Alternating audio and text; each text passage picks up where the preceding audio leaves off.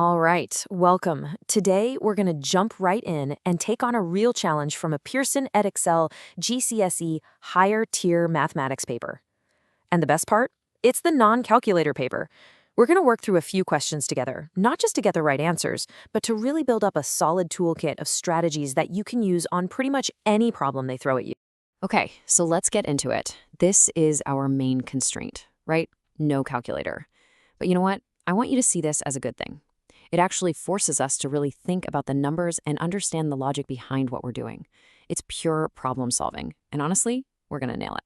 So here's the game plan for this explainer. We're going to tackle 3 totally different questions.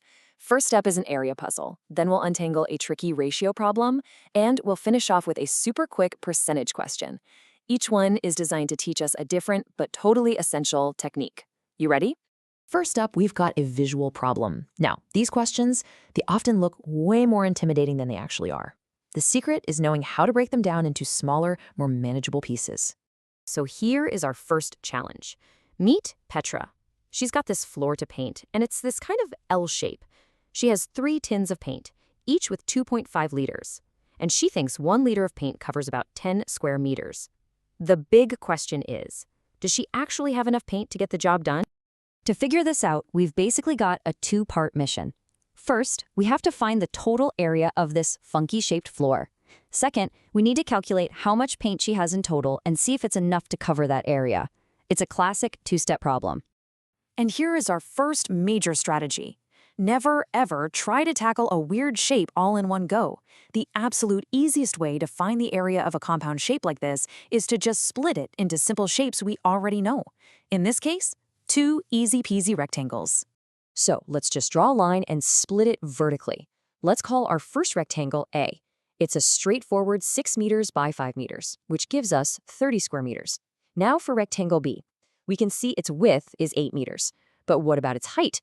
Well, we take the total height of the whole shape, which is 10 meters, and we just subtract the 5-meter height of rectangle A. That leaves us with 5 meters, so rectangle B is 8 times 5, which is 40 square meters. And now for the easy part. We just add those 2 areas together.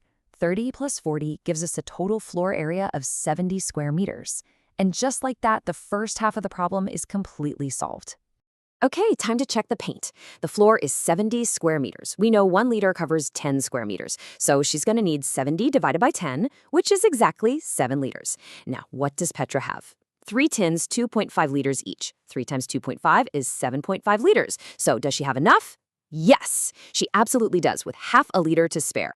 All right, 1 down. On to our next problem. This one isn't a visual puzzle at all. It's a word problem, and it's jam-packed with information. Our job is to be detectives, to untangle it all by using logic and linking all the clues together. So this question tells us that Kasim has 400 jars. We're told that 3/8 of them are empty. Then we get 2 different ratios for just those empty jars, small to medium and medium to large. The final goal is to figure out what percentage of the total 400 jars are both small and empty. You know, a word problem like this can feel a bit much. So what's the strategy? You make a step-by-step plan. Don't try to solve it all at once. We'll find the number of empty jars, combine those 2 ratios, figure out how many small empty jars there are, and then, finally, calculate the percentage. Now, this is the really clever bit of the puzzle, how we deal with those 2 separate ratios. The key is the medium jars. They're our link. The first ratio is small to medium, 3 to 4. The second is medium to large, 1 to 2. To combine them, we need the number for medium to be the same in both. So we'll just multiply that whole second ratio by 4. That turns 1 to 2 into 4 to 8.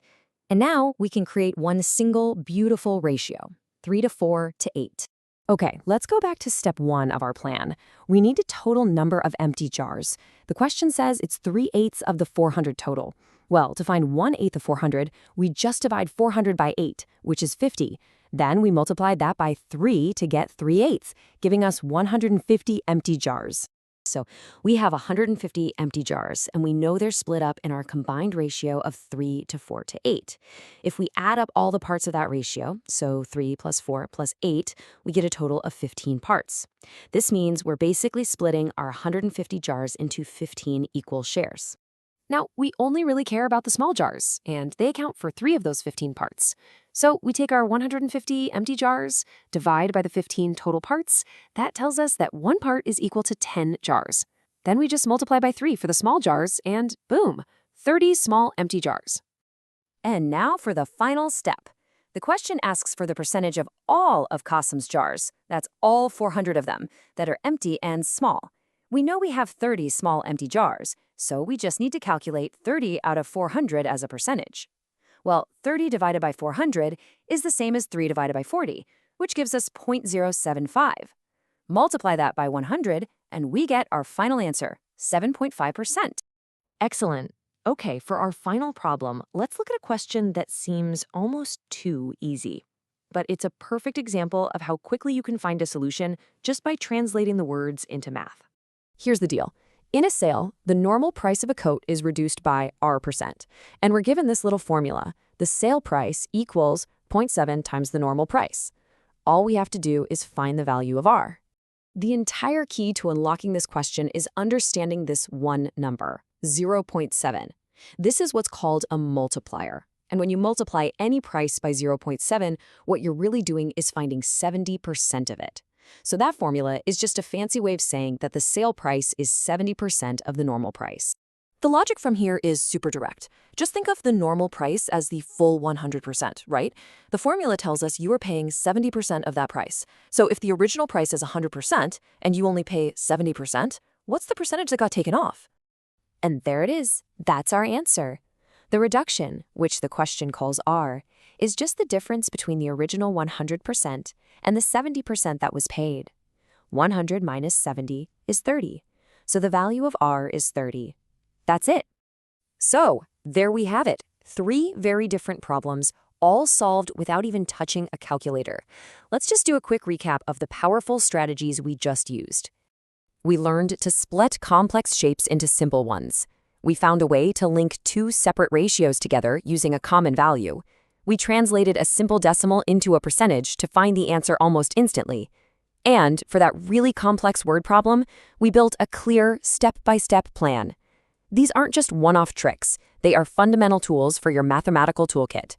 You see, the real test isn't just about solving these specific questions.